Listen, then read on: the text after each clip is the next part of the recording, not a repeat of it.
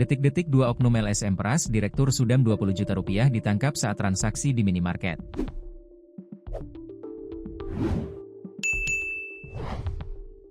Petugas Subdit 3 Jatanras Ditreskrimum Polda Lampung melakukan operasi tangkap tangan terhadap 2 oknum yang mengaku berasal dari lembaga swadaya masyarakat, LSM. Kedua oknum itu bernama Wahyudi Hasyim, ketua LSM, dan Fadli, anggota. Mereka diduga memeras Direktur RSUD Abdul Moeloek, RSUDAM, senilai puluhan juta rupiah.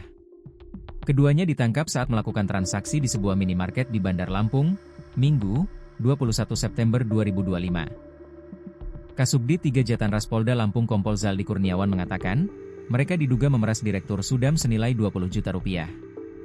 Kamis siang ini baru digelar perkara dalam penetapan tersangka, kata Zaldi, Senin, 22 September 2025.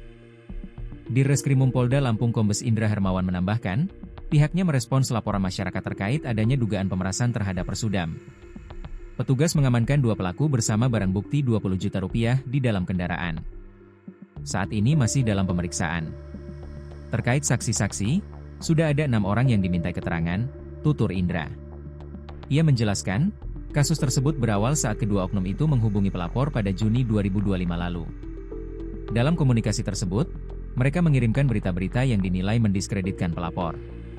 Bahkan ada ancaman dalam komunikasi pada Juli 2025. Setelah mendapat laporan, keduanya diamankan pada 18 September 2025. Kemudian Direktur memerintahkan salah satu kabagnya untuk bertemu terlapor. Dalam pertemuan itu ada komunikasi bahwa terlapor meminta proyek. Dari sana dia meminta fee 20%, kata Indra.